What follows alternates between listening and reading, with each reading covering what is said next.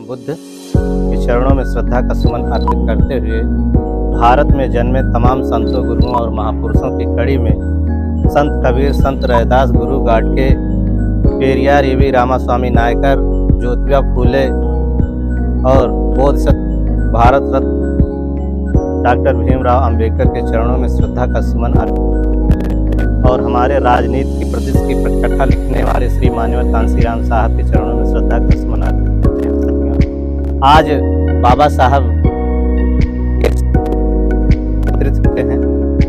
आज उनकी जो पुण्यतिथि यहाँ ही नहीं विदेशों में भी मनाई जा रही है। उनका दिया हुआ आज हमारा एक एक मिनट, एक एक सेकेंड उनके कलम के द्वारा जो लिखा गया वो चल रहा है। आज हमें जो कुछ मिला है उन्हीं की बदौलत मिला है। एक ही लाइन में कहा जाता है, दिया है हमें अम्बेडकर ने दिया है। साथियों, बाबा साहब डॉक्टर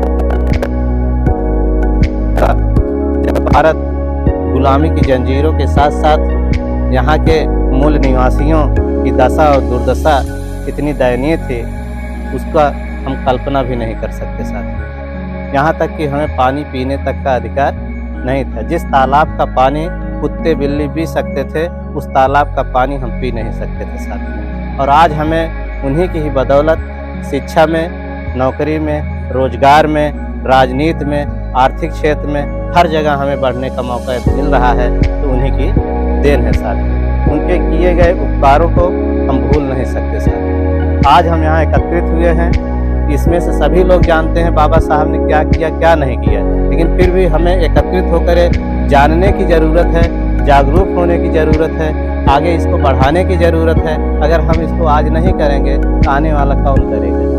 आज का जो समय है, आज का संक्रमण का दौर चल रहा है। संक्रमण के दौर में आदमी को हताशा भी हाथ आती है, निराशा भी हाथ आती है, लेकिन फिर उठ खड़ा होता है, फिर आगे बढ़ता है। फिर हताशा आती है, फिर उठ खड़ा होता है, फिर आगे बढ़ता है। आज ऐसी स्थिति बनी हुई है। आज हमारे सारे साथी लोग यहाँ जितने लोग बैठे हैं, सारे लोग बेरोजगार हैं। आज उनकी स्थिति है कि यहाँ इलाहाबाद में 10 साल से ज़्यादा समय दे चुके हैं, फिर भी हाथ में कुछ नहीं है। साथियों, आज का दौर ये है, हमें महापुरुषों के कदमों पर चलने की ज़रूरत है।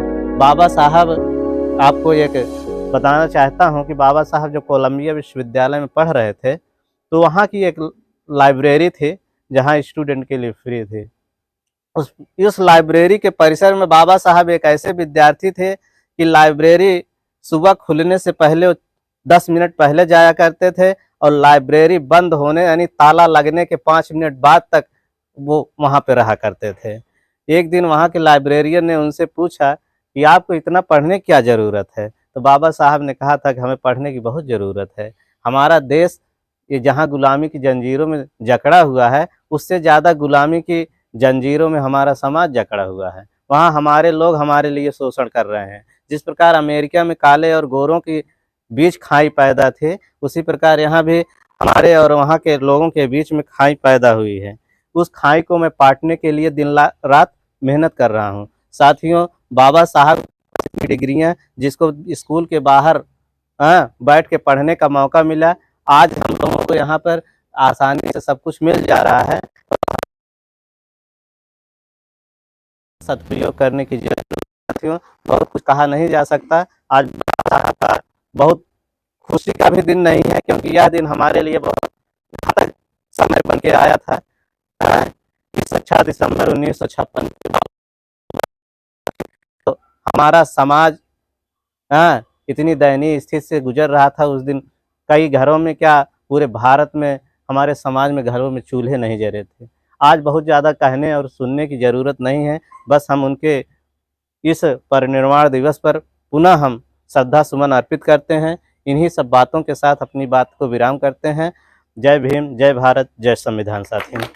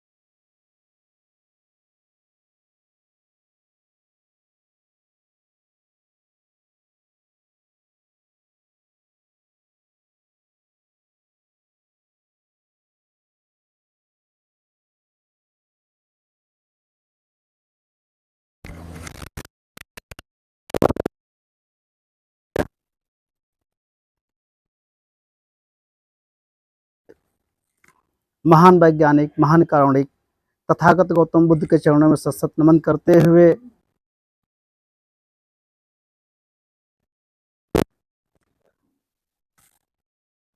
और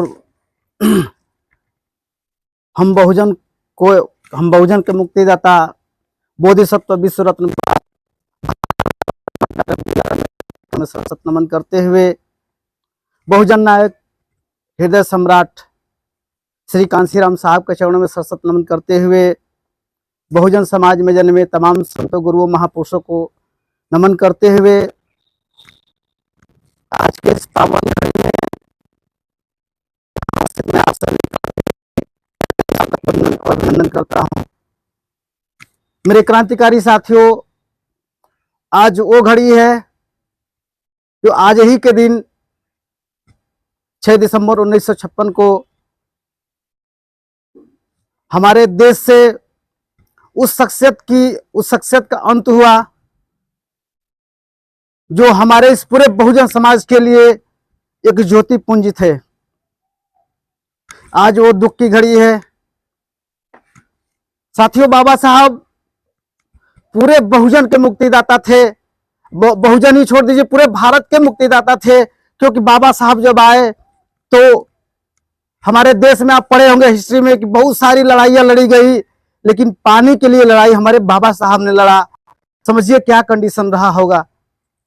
वो पहले ऐसे व्यक्ति थे जो अपने समाज के लिए पानी की लड़ाई लड़े, पानी के लिए एक युद्ध हुआ। बाबा साहब को बहुत सारी यातनाएं झेलनी पड़ी। बाबा साहब ने पूरे हमारे देश के 141 करोड़ जनता को, जो आज हम सुख चैन अमन से खा पी ले रहे हैं, घूम ले रहे हैं, हमारे घर की महिलाएं बोल पा रही हैं, आज आके इलाहाबाद में तैयारी कर पा रही हैं, तो हमारे बाबा साहब की देन है। नहीं तो उस समय वो व्यवस्थाएं नहीं थी। उस समय शूद्र समाज को और महिलाओं को पढ़ने का अधिकार नहीं था। धन्य हो हमारे बाबा साहब कि आपने हमें वो अधिकार दिया कि हम आज आपकी 68वीं पुण्यतिथि मना रहे हैं। मेरे क्रांतिकारी साथियों, आप सभी लोग इलाहाबाद में, आप लोगों का समझिए कि माता पिता को आभार ज्ञापित करना चाहिए कि आपके माता पिता आपको 4 दिन, 1 दिन, 2 दिन रोजी रोटी मजदूरी करके आपको इलाहाबाद में भेजे हैं और एक उम्मीद के साथ भेजे हैं। मैं भी एक उम्मीद करता हूं, अपने आप से भी उम्मीद करता हूं कि अपने माता पिता के साथ साथ बाबा साहब ने जो हमें एक सोच दिया, उस सोच को कायम करने के लिए, उस सोच को बनाए रखने के लिए हमें पढ़ना चाहिए।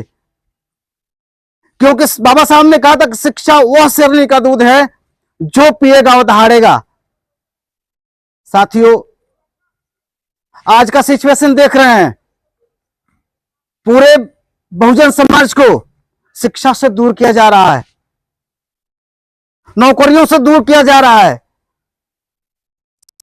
शिक्षा, अगर आपके पास एजुकेशन नहीं होगा तो जब आप एजुकेटेड नहीं हो तो आपको नौकरी नहीं मिलेगी। आप सभी पढ़े लिखे हैं, पढ़ लिख रहे हैं, पढ़ लिख अगर कहीं नौकरी में जाते हैं तो सबसे पहले काम करिएगा। बाबा साहब ने कहा था कि 10% अपने समाज के लिए लगाइएगा। अरे 10% मत लगाओ, 10% वर्क तो कर सकते हो। बहुत दुख होता है साथियों, हम लोग जब फील्ड में निकलते हैं और जब अपने समाज के लोगों से मिलते हैं तो नौकरी लेकर के हमारे समाज के लोग अपने ही लोगों को भूल जाते हैं। उनको ये नहीं पता है कि जो नौकरी मिली है, इसी बाबा साहब के त्याग, तपस्या और बलिदान की वजह से नौकरी मिली है, उनके करनी और कथनी से नौकरी नहीं मिली है। बहुत दुख होता है साथियों, जब हम जाते हैं, उनसे मिलते हैं, कहते हैं कि साहब देखिए ना, आज संविधान दिवस पे लोग अपशब्द बोल रहे हैं, आप क्या कहना चाहते हैं। वो कहते हैं करे यार चलो, उनके बस की बात नहीं है, तुम लोग जाओ, तुम लोग क्या झूठ मूठ का नाटक कर रहे हो। साथियों, बहुत दर्द होता है। आज जो देख रहे हैं हमारे देश में उत्पीड़न हो रहे हैं, इसके लिए कौन आगे आएगा। बाबा साहब तो चले गए। एक कहानी याद आई, जब नानक चंद्रत्तू ने कहा था कि बाबा साहब आप तो चले जाएंगे, लेकिन आपको हम याद कैसे करेंगे। बाबा साहब ने कहा कि नानक चंद आप सही कह रहे हो। देखो आप एक काम करना, आपको लगता है मेरे जाने के बाद मुझे कोई नहीं याद करेगा, तो एक काम करना, जहां तक हो सके तो जो मेरे द्वारा जो दिया गया है, जो बहुजन मूवमेंट, जो संविधान दिया गया है, उस बातों को तुम जितना कोशिश हो सके ले जाना, ले किसी भी न होने देना। आज वो समय आ गया है साथियों, देख रहे हैं दान होना चाहिए सबके घर में, नहीं जो नौकरी किया उसके घर में होना चाहिए, जो लेकिन उसके घर में नहीं है, उसके घर में जाएंगे तो गीता रामायण पुराण होंगे, उसके घर में जाएंगे तो मैं नहीं, आज के इस दिन में नहीं लेना चाहता, क्योंकि लोग कहेंगे कि कुछ देवताओं का अपमान कर रहे हैं। उनको रखने से हमें क्या मिला? आप कल्पना कर लीजिए, अगर बाबा साहब नहीं रहे होते तो उससे पहले भी हमारे देश में 33 करोड़ देवी देवता, 56 करोड़ देवी और 33 करोड़ देवता थे। बताइए ना, कभी हमारा उद्धार हुआ? किसी भगवान, किसी देवी देवता ने कभी हमारे सामने आया और कहा कि अरे ठहरो, तुम चिंता मत करो, तुम्हारी नैया मैं पार लगाऊंगा? कभी कोई नहीं आया। आप अन्यथा मत लीजिए, मैं किसी देवी देवता पे अपशब्द नहीं कह रहा हूं, जो सच्चाई है उसको बता रहा हूं। तो मेरे साथियों, आज तो नौकरी पाकर के लोग जानते हैं कहां जाते हैं? किसी मठ या मस्जिद में जाते हैं, मंदिर में जाते हैं, वहां मत्था टेक के आते हैं, अपने घर में टीवी बीवी में मस्त हो जाते हैं, समाज को छोड़ देते हैं। ये भोला भाला समाज बिखर जाता है। आज कंडीशन देख रहे हैं, आज का कंडीशन यही है। मेरा भोला भाला समाज, कोई भी बहरूपिया आ रहा है, जय बोल के अपना वोट लेके चला जा रहा है। हम वही गुलामी के जंजीरों में धीरे धीरे जकड़ते जा रहे हैं। बाबा साहब ने हमें क्या नहीं दिया है? इस देश को ऐसा कुछ नहीं है कि जो बाबा साहब ने नहीं दिया है, पूरे समाज को दिया है, चाहे माइनॉरिटी के लोग हों, चाहे अपर कास्ट के लोग हों, सबको दिया है। लेकिन हो क्या रहा है? आज फफकियां कसी जा रही हैं कि संविधान को बदल देना चाहिए। अरे यार, आप संविधान बदल दो, चलो हम तैयार हैं, लेकिन किसी एक गांव में अपने संविधान का नमूना तो दिखाओ। नहीं हो पाएगा, उनके बस की बात नहीं। जब संविधान लिखने की बात आई, तो कोई ऐसा व्यक्ति इस देश में नहीं मिल पा रहा था कि संविधान लिखा जाए। बाबा साहब को बंगाल से चुनाव लड़ाया गया। जब बांग्लादेश बन रहा था उस समय, वो भी अलग हो गया, तो बाबा साहब को BN राव के कहने पर, जो सलाहकार थे, संविधान सभा के सलाहकार थे, BN राव के कहने पे बाबा साहब डॉक्टर BR अम्बेडकर को जयकर को उसके सीट से हटा करके बाबा साहब को जिताया गया।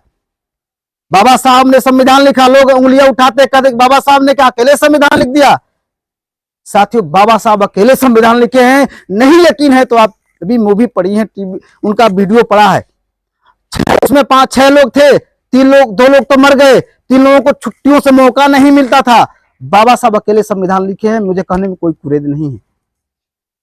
बड़े अथक, बड़े प्रयास के साथ बाबा साहब जब संविधान लिखे और जब 26 नवंबर को दिए संविधान, तो उस समय लोग सभाएं होती थी, बहुत सभाएं हुई, बैठते थे लोग, कहते थे कि बाबा साहब ये मत करिए, तो बाबा साहब वो मत करिए। ऐसे करते करते बाबा साहब झेलते, लड़ते, पीटते गए, तो संविधान 26 दिसंबर को दिए। 26 दिसंबर के बाद जब हिंदू कोड बिल की बात आई, तो हिंदू कोड बिल का विरोध करने वाले बहुत सारे लोग थे, और वही हिंदू कोड बिल बाबा साहब के प्राण का घातक बना। डॉक्टर राजेंद्र सबसे बड़े विरोधी थे, एक मुखर्जी करके थे, वो भी विरोधी थे। हाँ, श्यामा प्रसाद मुखर्जी, कई लोग थे वो हिंदू कोड बिल का विरोधी थे। लेकिन राजेंद्र प्रसाद ने कहा कि डॉक्टर साहब, बाबा साहब घबराइए नहीं, मैं हिंदू कोड बिल को लागू करूंगा, लेकिन मुझे मौका चाहिए। बाबा साहब ने कहा कि तुम मौका ले लो, लेकिन जब तक मैं जीवित हूं तब तक तभी लागू हो जाना चाहिए। तो कहे कि देखो चुनाव होने जा रहा है, 51 में चुनाव हुआ, नहीं लागू हो पाया। लेकिन जैसे ही 56 में चुनाव होने थे, डॉक्टर राजेंद्र प्रसाद ने कहा, जैसे आज मोदी जी आते हैं कहते हैं कि मेरे भाइयों और बहनों मुझे एक बार इस बार वोट दिला दो, मैं 15 लाख रुपया आपको दूंगा, कहे थे ना, वैसे ही डॉक्टर राजेंद्र प्रसाद बोले कि मेरे भाइयों और बहनों मुझे जीतूंगा तो हिंदू कोड बिल पास करूंगा। हिंदू कोड बिल जो पढ़े लिखे लोग थे उनको समझ में आया, और जो अनपढ़ लोग थे वो कहे चलो यार इनको जिताओ, हो सकता है फिर हिंदू बन जाएंगे। हिंदू कोड बिल का मतलब समझ में नहीं है। आज भी बहुत सारे लोग हैं जिनको समझ में नहीं आता है। तब राजेंद्र प्रसाद जीत गए, फिर जीते तो बाबा साहब की अब तो जीत गए, अब तो लागू करो। तब जाते जाते अब इनको ये लगा कि लग रहा है कि ये मानेंगे नहीं, तब साजिश करके बाबा साहब को कहीं ना कहीं किसी तरह से, जिस दिन वो कहे थे कि आज लागू हो जाना चाहिए, उसी रात में बाबा साहब की मृत्यु होती है साथियों। बाबा साहब को उसी रात में बाबा साहब की डेथ हो गई। पूरी दुनिया, अरे पूरे भारत में, भारत शोकमय हो गया कि इस देश से वह ज्योति चली गई जो पूरे बहुजन समाज की लड़ती थी। आज भी देख लीजिए कंडीशन क्या है। आज बिना बाबा साहब का नाम लिए किसी की दाल नहीं गल पा रही है। बाबा साहब वो शख्स हैं, बाबा साहब तो वो हैसियत बन चुके हैं कि अब किसी भी राजनीतिक पार्टी की, चाहे किसी नेता की, बाबा साहब का नाम लिए बिना नहीं है।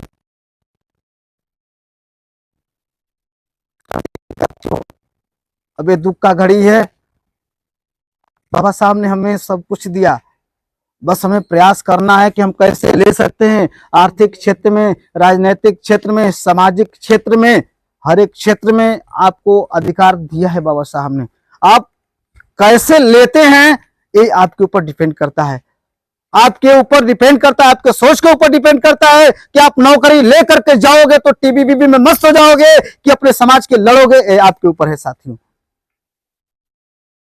मैं फिर से एक बार आप सभी से निवेदन करना चाहूंगा कि आप मेहनत लगन से पढ़िए, और नौकरी मिले तो आप अपने सैलरी का 10% मत दीजिए, लेकिन अपने समय का 10% दे करके जिस जगह पे रह रहे हैं उस जगह पे अपने इस बहुजन समाज को जगाने का काम करिए। क्योंकि साथियों, एक सुअर को देखे होंगे, एक सुअर भी जहां बैठती है ना अपने पूंछ से, एक पशु जहां बैठता है अपने पूंछ से झाड़ लेता है कि हमें बैठने में कोई दिक्कत नहीं हो। जहां यहाँ पर जाएंगे अपने समाज के लोगों को तैयार करेंगे, अपने समाज के लोग जब तैयार हो जाएंगे, अगर आप पे भी कहीं उंगली उठेगी ना तो उस समाज के लोग आपके साथ चलने का काम करेंगे।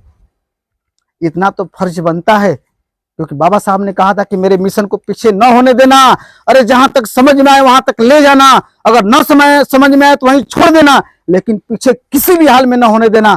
तो मैं आप सभी से निवेदन करूंगा कि जात धर्म संप्रदाय की जो खाई है उससे पाट करके एक लाइन में लग जाइए, नहीं तो आप हिंदू, मुस्लिम, सिख, ईसाई, बौद्ध बन के बट जाएंगे। ये तो चाहते हैं कि मैं बांटूं, और इस जैसे देश को बांट दिया, अब तो राजनीतिक पार्टियों में बांट रहे हैं। देख रहे हैं देश का हालत क्या हो रहा है। तो मैं आप सभी से निवेदन करना चाहूंगा कि आज के इस दिन में आप शपथ ले लीजिए। सबसे पहले हमारी प्रथम जिम्मेदारी है कि नौकरी करना, और दूसरी जिम्मेदारी है कि जाकर के अपने समाज के लोगों को जगाना, वो अपने बाबा साहब के बारे में बताना कि देखो आपको क्या नहीं मिल रहा है, क्या मिल रहा है। आप जब ऐसा कर देंगे तो मैं चैलेंज के साथ कह रहा हूं कि आने वाला समय में ये मेरा बहुजन समाज हर एक घर में बाबा साहब तो नहीं, लेकिन अम्बेडकर, अरे कांसीराम जरूर बनेगा, जरूर बनेगा। तो मैं इसे विरामता हूँ। जय भीम, जय भारत, जय कांसीराम, जय संविधान।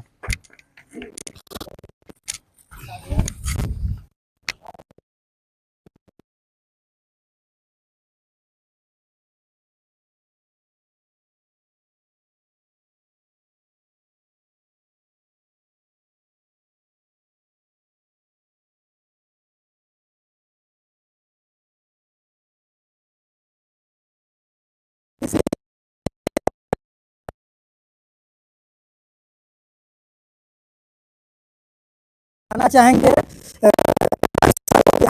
जो है अपनी बाणी से हम लोग को अनुग्रहित करें।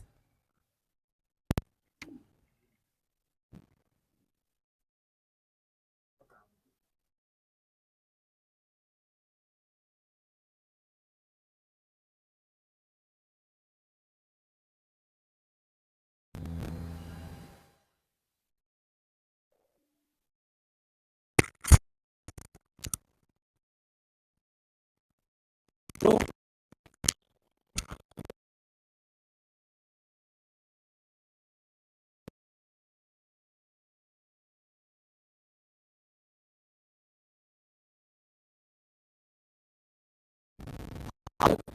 छह दिसंबर को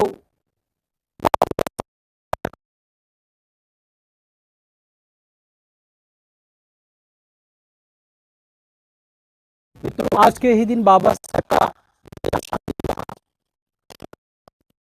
प्रतिभा का अंत हो गया था। ने भारत को एक नया भारत बनाया, जिस प्रतिभा ने भारत को एक नया भारत बनाया, हजारों साल से छुआछूत के कलंक को दूर करने का काम किया, प्रतिभा रखी हुई है।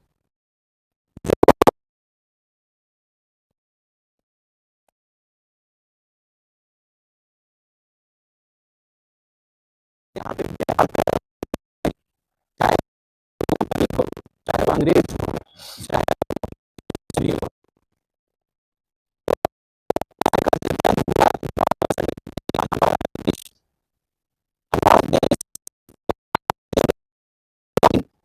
इस ने भी हमारे देश को लूटने का, भेदभाव में बांटने का, छुआछूत में बांटने का काम कर रखा है। तो बाबा साहेब ने कहा कि नहीं, ऐसे काम नहीं चलेगा। बाबा साहेब ने जब भारत का संविधान लिखा तो बाबा साहेब ने जब संविधान लिखा तो हमारे देश की महिलाएं तब शिक्षित नहीं हुआ करती थी। जब हिंदू कोड बिल पास किया बाबा साहेब ने तो भारत की महिलाओं ने पढ़ना सीखा, भारत की महिलाओं को पढ़ने का अधिकार मिला, लोगों को वोट देने का अधिकार मिला, लोगों को एक लोकतंत्र मिला, ताकि हम शासक बन सके, हम अपनी व्यवस्था को बदल सके। मित्रों, बाबा साहेब ने कहा था कि इस सैकड़ों साल गुलामी में जीने से अच्छा है कि आप शहीद बन के अपने अधिकारों के लिए लड़ना स्वीकार करें। तो आज बाबा साहेब के परिनिर्वाण दिवस के रूप में हम इन शपथ लेंगे कि हम बाबा साहेब तो नहीं बन सकते, लेकिन इनके सच्चे सिपाही जरूर बन सकते हैं। मित्रों, 8वीं शताब्दी में बाबा साहेब के गुरु, उनका नाम बगैर लिए काम अधूरा रहेगा, महात्मा ज्योतिबा फूले ने जो आंदोलन चलाया था, जो भारत को ब्राह्मणवाद से मुक्त करने का काम किया था, छुआछूत से मुक्त करने का काम किया था, उसी महात्मा ज्योतिबा फूले की प्रेरणा लेकर बाबा साहेब बने। उन्होंने 18वीं शताब्दी में, जब भारत में मनुवाद और ब्राह्मणवाद फैला हुआ था, लोगों को पढ़ने की, लोगों को बोलने की, लोगों को जीने की आज़ादी नहीं थी, तो महात्मा फूले ने और उनकी पत्नी ज्योतिबा फूले ने एक आंदोलन चलाया, सत्य शोधक समाज की स्थापना। उन्होंने कहा कि मानव मानव एक समान है। सोचिए, उस समय एक बैकवर्ड समाज के व्यक्ति महात्मा फूले ने इतना बड़ा आंदोलन खड़ा किया और ब्राह्मणवाद को जड़ से खत्म करने का काम किया, और वही बाबा साहेब के गुरु बने महात्मा फूले जी। और उनसे प्रेरणा लेके बाबा साहेब ने 19वीं शताब्दी में, 19वीं सदी में उन्होंने फिर से उसी ब्राह्मणवाद को खत्म करने का, एक जामा पहनाने का काम करने के लिए भारत का संविधान लिखा। और भारत का संविधान विश्व का सबसे लंबा संविधान है। बाबा साहेब ने अमेरिका को आजाद करने के लिए, वहां के लोगों ने काले गोरे की लड़ाई से मुक्त करने के लिए, दास्ता से मुक्त करने के 11 साल लग गया, लेकिन बाबा साहेब ने 2 वर्ष 11 महीने 18 दिन में भारत का संविधान, और सबसे बड़ा संविधान लिखने का काम किया। ये भारत के लिए नहीं, पूरे विश्व के लिए चैलेंज की बात है। मित्रों, बाबा साहेब ने जब भारत का संविधान लिखा तो उन्होंने एक ऐसा, उन्होंने अपने गुरु से, अपने ज्योतिबा बाई फूले के उस और महात्मा जी के फूले के सपने को पूरा कर दिया। और उन्होंने भारत में 140 करोड़ जो आज जनसंख्या है, इससे उस समय जो भी रही होगी उसके लिए एक जो है मानवता का काम किया, लोगों को एक अच्छा लोकतंत्र दिया। मित्रों, बाबा साहेब ने उस समय जब भारत का संविधान लिखा गया था, आप लोग को ताजुब होगा कि 64 लाख रुपए, मात्र 64 लाख रुपए में भारत का संविधान बनकर निर्मित हुआ 2 वर्ष। तो सोचिए, 64 लाख, आज यहाँ आज अगल बगल आप देख रहे होंगे 64 लाख नहीं, 64 करोड़ों में घर बने हुए हैं, लेकिन भारत की दिशा और दशा नहीं बदल रही है, भारत की बेरोजगारी नहीं बदल रही है, भारत की अशिक्षा नहीं बदल रही है। आप अनुमान लगा सकते हैं कि अगर भारत का संविधान 64 लाख में बनकर पूरे भारत को एक दिशा, एक दशा दे सकता है, भारत की शिक्षा को प्रभावित कर सकता है, भारत की सामाजिक व्यवस्था को बदल सकता है, तो आज लोग कहते तो हैं हम बाबा साहेब के अनुयायी हैं, हम देशभक्त हैं, लेकिन सच में कोई देशभक्त नहीं है। लोग बाबा साहेब का सिर्फ जय भीम करते हैं, लेकिन उनके रास्ते पे चलने का काम नहीं करते। बाबा साहेब के ही सिपाही अगर अधिकारी बनते हैं तो 64 करोड़ में अपने घर बनवाने के सपना देखते हैं। वो नहीं सोचते हैं कि हम 64 लाख में भारत का संविधान बन सकता है, और 64 लाख में आप 10% भी अपने समाज को पे बैक टू सोसाइटी के लिए कर दीजिए तो हमारा SC BC समाज शिक्षित हो सकता है, भारत के हर SC BC को क्लासरूम मिल सकता है। लेकिन आप देखते होंगे कौन ऐसा करता है, लेकिन बाबा साहेब ने ऐसा किया। बाबा साहेब ने अपना पूरा जीवन देश के लिए समर्पित कर दिया, वंचित समाज, शोषित समाज और बहुजन और बैकवर्ड समाज के लिए कुर्बान कर दिया। मित्रों, इसके बाद कई कड़ी में, इसके बाद बाबा साहेब ने जो काम किया वो तो ठीक ही था। बाबा साहेब ने आरक्षण दिया, वोट देने का अधिकार दिया, महिलाओं को शिक्षा दिया, तमाम सारी चीजें इन्होंने दिया। वही वजह है कि आज हम सुकून से एक स्वतंत्र जिंदगी, एक सम्मान की जिंदगी जी रहे हैं। भाई साहब ने अभी कहा था कि अगर बाबा साहेब नहीं होते तो हम गुलामों की जिंदगी जीते, ये सत्य है, इसको आपको मानना चाहिए। 30 साल पहले आप उठा के देखिए कि आपके दादा पुरखा सवर्णों के सामने और मनुवादियों के सामने कैसे घुटने टेक देते थे, अपनी आवाज नहीं बुलंद कर पाते थे, अपना FIR नहीं लिखवा पाते थे, अपने अधिकारों की बात संसद में नहीं कर पाते थे। तो कहीं ना कहीं वो अधिकार अगर मिला तो भारत के कॉन्स्टिट्यूशन के बाद मिला। तो निश्चित है कि बाबा साहेब का संविधान नहीं होता तो हम पूर्ण रूप से स्वतंत्र नहीं होते। मित्रों, इसके बाद बाबा साहेब के एक सच्चे सिपाही माननीय कांसीराम जी, जो दलित समाज के मसीहा कहा जाए तो कम है, उन्होंने भारत के, बाबा साहेब ने जो व्यवस्था बनाई, संविधान दिया, वो पूर्ण रूप से लागू नहीं हो पा रहा था। लोग संविधान में तो था, लोग संसद विधायक बने, लोग शासक बने, लोग बराबरी का अधिकार पाए, लेकिन ये व्यवस्था मनवादियों ने दबा कर रख दिया। उन्होंने कहा ठीक है, बाबा साहेब ने भारत का संविधान दे दिया तो क्या हुआ, हम संविधान को दबा देंगे, हम संविधान को जला देंगे। लेकिन कांसीराम ने एक घटना उनके सामने आई। उनके शिष्य दाना भाना, जब बाबा साहेब महाराष्ट्र में बाबा साहेब की छुट्टी के लिए कि बाबा साहेब के जन्म दिवस के लिए छुट्टी होनी चाहिए भारतवर्ष में, क्योंकि ये संविधान के पिता हैं, भारत में संविधान के पिता हैं, तो महाराष्ट्र के मनुवादियों ने, वहाँ के पाखंडवादियों ने कहा नहीं, बाबा साहेब के नाम पे छुट्टी रद्द करनी चाहिए, तो उन्होंने रद्द करवा दिया। और दाना भाना ने कहा नहीं, ये भारत के युग निर्माता हैं, दलित और शोषितों के एक महान क्रांतिकारी हैं, इनके लिए छुट्टी होनी चाहिए। उन्होंने आंदोलन खड़ा कर दिया, उन्होंने कहा मुझे नौकरी से निकाल दीजिए, लेकिन हम बाबा साहेब की छुट्टी पास करवा के रहेंगे। लोगों ने दाना भाना को नौकरी से निकाल दिया। उसी समय उन्हीं के जो है DRDO में वो चपरासी थे, और मान्यवर कांसीराम अधिकारी थे DRDO में, एक क्लास 1 के अधिकारी थे। उन्होंने कहा कि अगर इतने बड़े विभाग में, एक साइंटिस्ट के विभाग में, अगर एक चपरासी की बात नहीं सुनी जाती है तो एक किसान के बेटे की, एक मोची के बेटे की, एक दलित के बेटे की आवाज कैसे संविधान में सुनी जाएगी। उन्होंने कहा भारत का संविधान तो ठीक है, लेकिन इसके रक्षा करने वाले लोग जब तक नहीं खड़े होंगे, भारत के संविधान का कोई वैल्यू नहीं होगा। तो मान्यवर कांसीराम ने उसी दिन शपथ लिया कि मैं दाना भाना रो मत, मैं तुम्हारे अधिकार के लिए लड़ूंगा। उन्होंने नौकरी छोड़ दी। सोचिए, DRDO की नौकरी 3-4 लाख रुपए इस समय वेतन है, लेकिन उस समय उसकी कीमत वही रही होगी। लेकिन माननीय कांसीराम ने नौकरी छोड़ करके भारत के संविधान के लिए जो काम किया, लोगों के अधिकार के लिए लड़ाई लड़ी। उन्होंने कहा ठीक है, भारत का संविधान तो बन गया, लेकिन भारत के जितने राज्य हैं उसमें अगर संविधान नहीं पहुंच पाएगा, लोगों को सामाजिक और आर्थिक मजबूती नहीं मिल पाएगी, तो संविधान का क्या मतलब है। उन्होंने लड़ाई लड़ी। उन्होंने कहा भारत का संविधान ये कहता है कि हमें शासक बनना चाहिए, हमारे पास पॉलिटिकल पावर होना चाहिए। उन्होंने उस पर शोध किया, सोशल इंजीनियरिंग की। मित्रों, माननीय कांसीराम की सोशल इंजीनियरिंग का कारण है कि आज आरक्षण सक्सेस हुआ। पहले लोगों को आरक्षण तो था, लेकिन दूसरे लोग को उसके स्थान पे कर दिया जाता था। और लेकिन कांसीराम ने 7 राज्यों में दौड़कर वहां की संस्कृतियों को एक दूसरे से मिला के, वहां की भाषाओं को सीखकर, वहां के दलित बैकवर्डों को जागरूक करके उन्होंने कहा कि नहीं, पॉलिटिकल जो पावर होता है वो सबसे बड़ी की है, सबसे बड़ी चाबी। अगर उसको आप, उस पॉलिटिकल की के द्वारा ही हम सारे ताले खोले जा सकते हैं। उन्होंने भारत को पॉलिटिकल की दी। जब भारत में मुश्किल से एकाक MLA, एकाक सांसद हुआ करता था, तो मान्यवर कांसीराम ने उत्तर प्रदेश में एक राजनीतिक पार्टी खड़ी की और लाखों हजारों सांसद विधायक पैदा करने का, एक ही राज्यों में नहीं कई राज्यों में पैदा करने का काम किया। और 19वीं शताब्दी के बाद की लड़ाई जो मान्यवर कांसीराम ने लड़ी वो 36 साल लड़ी। जब वो नौजवान थे 36 साल बाद उन्होंने बीएसपी की पार्टी खड़ी। मित्रों, अगर बीएसपी की पार्टी नहीं होती तो हमारी कोई राजनीतिक मंच नहीं होता, हम किराए के मकान में रहते। मान्यवर कांसीराम ने कहा था कि जब अपना मकान बन जाए, बहुत सीधी सी बात है, उन्होंने कहा था कि जब अपना मकान बन जाए तो आपको किराए के मकान में नहीं रहना चाहिए।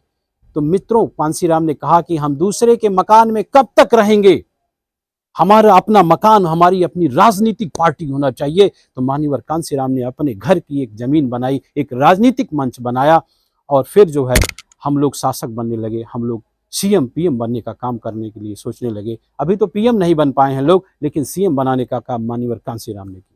मान्यवर कांसीराम ने मायावती को ही नहीं, मुलायम सिंह को नहीं, बहुत सारे ऐसे दलितों को सांसद विधायक बनाने का काम किया। एक बार की घटना है कि वो एक दलित के यहाँ गए हुए थे और मुस्कुरा रहे थे और उसी दिन संसद में कई सांसद और विधायक बनकर वहां पहुंचे हुए थे। तो मुस्कुरा रहे थे तो उनके मित्र ने पूछा, मान्यवर कांसीराम आप मुस्कुरा क्यों रहे हैं? तो मान्यवर कांसीराम ने कहा कि मैं ये बात सभा में नहीं बता सकता हूँ। वो उनको ले गए, एक खेत में ले गए, वहां पे उन्होंने कहा कि मैं आज इसलिए मुस्कुरा रहा हूँ कि मैंने आज एक ऐसे व्यक्ति को सांसद बनाया जो जूता पॉलिश करने का काम किया करता था। मित्रों, आप अनुमान लगाइए कि ऐसा सच्चा देशभक्त अगर बाबा साहेब का कोई हो सकता तो मान्यवर कांसीराम हो सकते हैं, इसके अलावा कोई नहीं हो सकता। उन्होंने जूता पॉलिश करने, ये घटना ज्यादा ये आपके उत्तर प्रदेश की घटना है, जूता पॉलिश करने वाले को सांसद बनाया। उन्होंने कहा कि जब ये जूता पॉलिश करने वाला व्यक्ति सांसद बन के संसद में जाएगा, कोट पैंट पहन करके, वो लाल बत्ती की गाड़ी से उतरेगा, उसको स्वर्ग में जाने से अच्छा अनुभूत होगा। उसको स्वर्ग तो यही मिल जाएगा जो लोग स्वर्ग की कल्पना करते हैं, और भारत के दलितों के अधिकार के लिए वो लड़ाई लड़ेगा। सोचिए, इतना बड़ा अधिकार अगर दिया किसी महापुरुष ने तो मान्यवर कांसीराम ने दिया, अपनी जवानी कुर्बान कर दी। मान्यवर कांसीराम की घटना मैं इसलिए बता रहा हूं कि आप लोग भी युवा हैं, पढ़ रहे हैं, नौकरियों में हैं, और नहीं भी हैं तो आप कॉम्पिटिटर हैं। तो समाज की सेवा सिर्फ नौकरी से नहीं, त्याग और बलिदान से, सच्ची भक्ति से की जा सकती है। अगर आप सच्चे अम्बेडकरवादी हैं तो आज इनके परिनिर्वाण दिवस को शपथ के रूप में मनाइए कि हम बाबा साहेब के सिपाही बनेंगे, भारत की दिशा और दशा को बदलने का काम करेंगे। मान्यवर कांसीराम ने कहा था कि मैं नारे के साथ कहूंगा, उन्होंने कहा था कि वोट और बेटी, ये नॉर्मली बात है कि ऐसे व्यक्ति को सौंपना चाहिए, बेचना नहीं चाहिए, ऐसे व्यक्ति को सौंपना चाहिए जो उसके स्वाभिमान की, उसके सम्मान की रक्षा कर सके, चाहे वो बेटी हो, और वोट भी ऐसे लोगों, ऐसी राजनीतिक पार्टी को देना चाहिए जो आपके अधिकारों की लड़ाई लड़ सके, 5 साल आपको रोजगार, शिक्षा दे सके। मित्रों, आज देख रहे हैं वर्तमान सरकार में क्या संभव है, रोजगार की लड़ाई नहीं लड़ पा रहे हैं आप लोग, रोजगार नहीं मिल पा रहा है, बेटी को अच्छा जीवन साथी नहीं मिल पा रहा है, आज हमें सामाजिक अधिकार नहीं मिल पा रहा है। तो आपको फिर से मान्यवर कांसीराम के सपने को पूरा करने के लिए एकजुट होना पड़ेगा, और ये लड़ाई अकेली लड़ाई नहीं मित्रों, ये लड़ाई बहुत बड़ी लड़ाई है। जिस प्रकार एक कांसीराम ने भारत के 7 राज्यों को सांसद विधायक देने का काम किया, मित्रों अगर हम आप ठान लेंगे, उत्तर प्रदेश में 75 जिले हैं और 75 जिलों में कई लाख गांव हैं, भारतवर्ष में 7-8 लाख गांव हैं। अगर हम ठान लें, यहाँ पे पढ़ने वाले एक एक व्यक्ति, अगर हम कांसीराम बाबा साहेब के सच्चे सिपाही बन जाएं, अपने गांव में एक जागरूकता लाएं वैचारिक क्रांति के लिए और राजनीतिक अधिकार के लिए, तो निश्चित है भारत में हम शासक बन सकते हैं। और बगैर शासक बने हुए हमारे बच्चों को, हमको, हमारी पीढ़ियों को कोई अधिकार नहीं मिलेगा। आप देख रहे हैं 8 सालों में आपकी स्थिति क्या हो गई, बोलने की आज़ादी नहीं है। आप अपने अधिकारों के लिए अगर संसद में, लोकसभा आयोग में जाते हैं तो आपको लाठियों से मारा जाता है। सोचिए, भारत का संविधान हमारे पिता ने लिखा, और हमारे देश के बेटे अगर जाते हैं अपने अधिकारों के लिए, वहां पे आंदोलन करते हैं शांतिपूर्ण, तो उनको डंडे से पीटा जाता है। मित्रों, ये संकेत है कि आप गुलामी की तरफ ढकेले जा रहे हैं, आपका लोकतंत्र खतरे में है। एक इंटरनेशनल प्लेयर जिसकी आवाज अगर नहीं सुनी जाती लोकतंत्र में, तो आप अनुमान लगा सकते हैं कि एक दलित की बेटी, एक किसान की बेटी की आवाज क्या पार्लियामेंट में सुनी जाएगी? नहीं। ये हमारा, आज वास्तव में हमारा लोकतंत्र खतरे की तरफ है। हमको नौकरियां नहीं दी जा रही हैं, हमारे अधिकार छीने जा रहे हैं, हमारे रिजर्वेशन को खत्म किया जा रहा है। अगर ये लड़ाई आप लड़ना चाहते हैं तो आपको 7 लाख गांव से एक एक व्यक्ति को मान्यवर कांसीराम का सच्चा सिपाही बनना पड़ेगा। अगर एक कांसीराम सच्चे सिपाही बाबा साहब के बन के भारत की दिशा और दशा को बदल सकते हैं, तो हम अगर 7 लाख गांव में एक एक सिपाही पैदा हो जाएंगे, हम आने वाली राजनीतिक व्यवस्था को बदल सकते हैं। ये बहुत बड़ी बात नहीं है। अभी आपने तेलंगाना में देखा, एक प्रवीण कुमार आरएस प्रवीण ने जो व्यवस्था बदली है, आज बसपा को इतनी बड़ी सीट दी है, मध्य प्रदेश में लोगों ने सीट दी है, तो ये क्या है? ये जागरूकता है, सच्चे सिपाहियों ने दी है। आज अभी कल का मैं देख रहा था कि 64 लाख जो है बसपा के वोटरों ने जो संघर्ष किया साल 2 साल में, उन्होंने ये काम किया है। तो अगर एक जो है प्रवीण अग्रवाल अगर तेलंगाना में भूचाल ला सकता है, वहाँ की राजनीति को बदल सकता है, हम लोगों को भी अपने लोकतंत्र को बचाने के लिए एकजुट होकर के थोड़ा बहुत समय देना पड़ेगा राजनीतिक समाज के लिए, राजनीतिक मंच के लिए। मित्रों, आप लोगों को ये कहा जाता है कि आप राजनीति मत करिए, ठीक है, आप पढ़ाई करिए, लेकिन राजनीति को सीखिए, क्योंकि शिक्षक ही होता है जो आने वाले समय में एक अच्छा नेता, एक प्रवक्ता, एक अधिवक्ता बनता है। तो आपको प्रवक्ता और अधिवक्ता बगैर बने आप देश की दिशा और दशा को नहीं बदल सकते हैं। आज हमारी राजनीतिक पार्टी खतरे में है। हमारे सामाजिक लड़ाई के लिए कौन आगे आएगा? कोई बहुजन समाज की लड़ाई कोई नहीं लड़ना चाहता, लेकिन हम ही आपको मान्यवर कांसीराम बाबा साहब को के सच्चे मार्ग पर चल के हमें शपथ लेनी होगी कि हम भारत की दिशा और दशा को बदलने के लिए, भारत की राजनीति को मजबूत करने के लिए हमें जागना होगा। हमें 7 लाख गांव के लोगों को खड़ा करना होगा कि हम शासक वर्ग हैं, हम हजारों साल से गुलाम हैं, हम नौकर की जिंदगी जी रहे हैं। हमें इससे ऊपर उठ करके हमें बराबरी का दर्जा हासिल करने के लिए हमें अपना वोट ऐसे व्यक्ति को देना होगा जो हमको अधिकार दे सके, सामाजिक और आर्थिक अधिकार दे सके। मित्रों, मैं एक कहना चाहूँगा कि बाबा साहब के उसमें सम्मान में कि बसर की आंख से क्या क्या नज़र नहीं आता, 1000 महापुरुष पैदा हुई इस दुनिया में, पर बाबा साहब जैसा कोई नज़र नहीं आता। मित्रों, मैं ये बात क्यों कह रहा हूँ? क्योंकि बाबा साहब अगर नहीं होते तो आज वास्तव में हम गुलाम होते, हमारी व्यवस्था नहीं बदलती। हम बाबा साहब को सिर्फ जय भीम करने से हम सोचते हैं कि हमारी बात पूरी हो गई। नहीं मित्रों, बाबा साहब के रास्ते पे बाबा साहब ने डिग्री लेके भारत की व्यवस्था बदला। मतलब शिक्षा का महत्व ये होता है कि शिक्षा जब तक अंतिम पावदान पे ऐसे व्यक्ति तक ना, रोड छाप व्यक्ति तक ना पहुंचे, तो शिक्षा का कोई मतलब नहीं होता। आप पढ़े लिखे मतलब कि हर गरीब तक आपका अधिकार, आपकी शिक्षा पहुंचे, तब शिक्षा सार्थक होती है। और बाबा साहब ने ऐसा कर दिखाया, मान्यवर कांसीराम ने ऐसा कर दिखाया। तो आप लोगों को भी ऐसा करना होगा और अपने राजनीतिक पार्टी को मजबूत करना होगा, स्वाभिमान और सम्मान बच पाएगा। और किसी ने कहा है, किसी योद्धा ने कहा है, उन्होंने कहा है कि 100 साल भेड़ की जिंदगी जीने से अच्छा है कि 1 साल शेर की जिंदगी जिए और व्यवस्था को परिवर्तन कर दीजिए। अगर आप सम्मान पाना चाहते हैं, इसी लाइन के साथ मैं अपनी बाड़ी को विराम देता हूँ। जय भीम, जय भारत, जय संविधान, जय भीम। बहुत बहुत साधुवाद।